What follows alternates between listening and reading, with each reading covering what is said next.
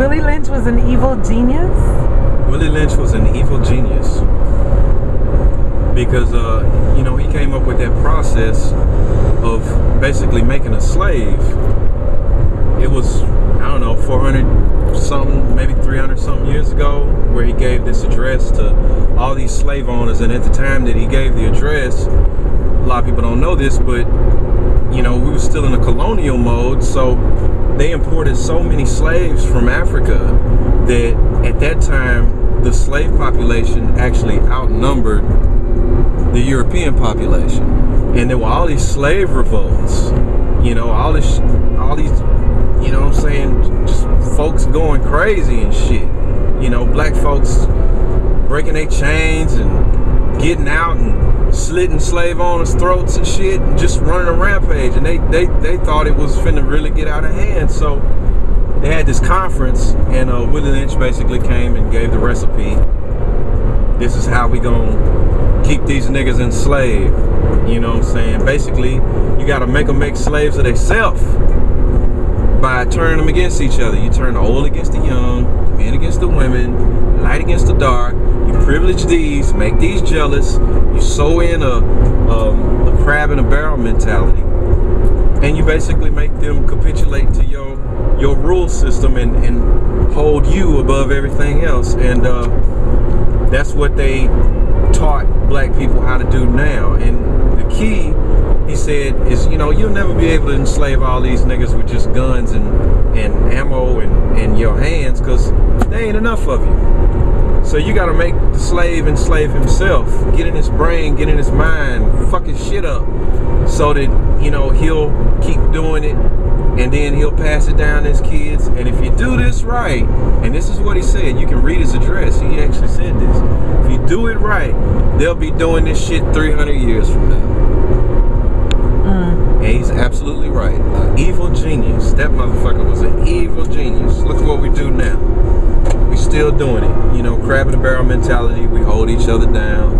You know what I'm saying? Black folks do good. You know, some black folks will congratulate you, and a whole lot of other ones will be like, "Oh man, fuck that nigga. He ain't doing shit. That shit ain't shit." You know, right? That's how they be. You know, it's crab in a barrel. And I mean, really, you know, and then what fucks me up and what pisses me off is that you got a whole lot of black people running around saying, the white man, he won't let me in, I can't hide the white man.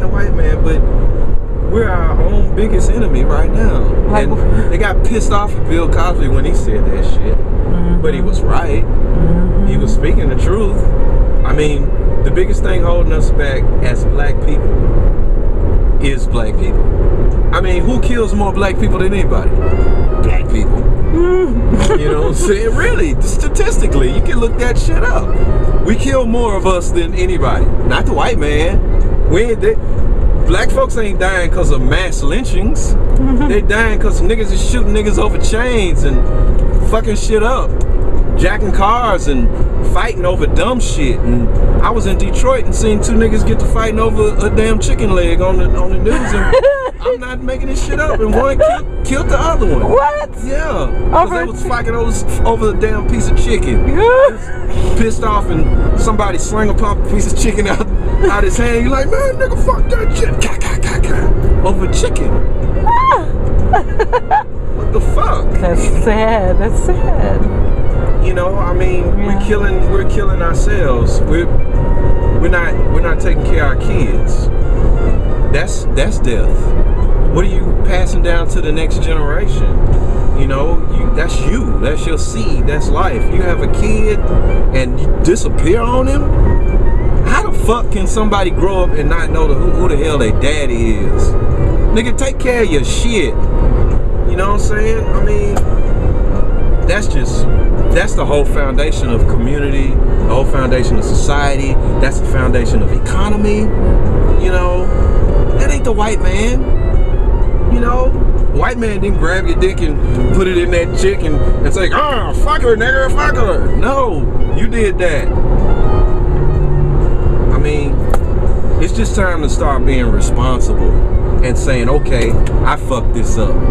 And But that's the beauty of responsibility, is that a lot of people, when they hear about responsibility, they start thinking about blame. And responsibility ain't about blame. I mean, if you want to take it negative, then you can make it about that, but it's really just about consequences and repercussions. If I do this, this will happen. We have to have enough foresight and enough thoughtfulness about the reality that we're trying to create, and say, okay, if I shoot this motherfucker, then I'm probably gonna get locked down, so I want to do more than just sit in jail, so maybe I should find a way to,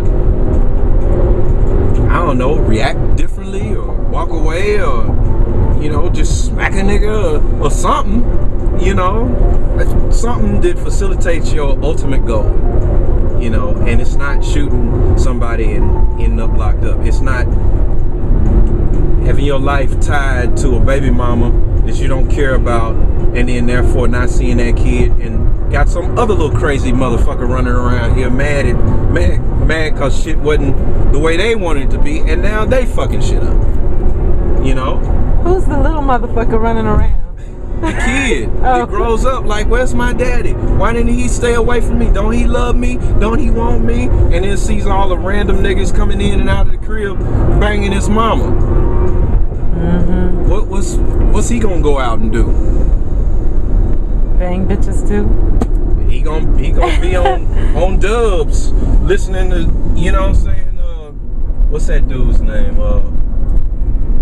Yeah, bitch, yeah. Who makes? Shit, I can't remember that cat. You damn. Why am I drawing? Spider-Man people. The Spider-Man people. The Superman. Superman that hoe. Right. You know, Superman that hoe. Yeah, bitch, yeah. I mean, that's just, you know, that comes from just not having a parental guidance, a family system. Yeah, an understanding of how a man and woman can work together to work on something together, and an understanding of value, how to value the next person. You know, that's at the core of our social decay, is the decay of family. You know, but then the generation before really didn't pass those values down, so we all got a little responsibility in this, and that's the beauty. That's what I was saying. The beauty of responsibility is that when you understand that you fucked it up, then you also at the same time understand that you can fix it. That's the beauty of responsibility. It's a door that swings both ways. So depending on what kind of person you are, and depending on how you want to look at it, you can look at it as a negative thing, you can look at it as blame, or you can look at it as an opportunity to create a destiny that, or a reality that is more of what you want. You know? That's how I look at it. Once I figure out I done fucked something up, I might feel bad about it, but then the next thing is that means I can change that shit. That means I have the power to change it. I had the power to, you know, fuck it off. I have the power to change it. And if I have the power to change it, then I have the power to have exactly what I want. And we as black people gotta learn and understand that fact, and stop looking outside to history or to the man or whoever, you know, and realize that we have power to make things what we want them to be. Plain and simple. Word.